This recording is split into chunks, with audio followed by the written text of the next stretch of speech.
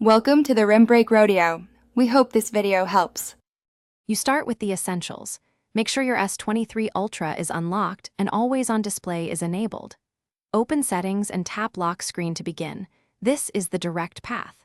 Once in Lock Screen, choose Always on Display to access AOD options. Make sure the image you want is in Gallery or Files so you can select it without delay. If you follow these first steps exactly, you'll be positioned to change wallpaper on the AOD without detours.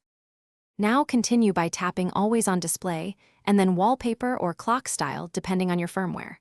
Choose Image, then pick Gallery and select the photo you prepared.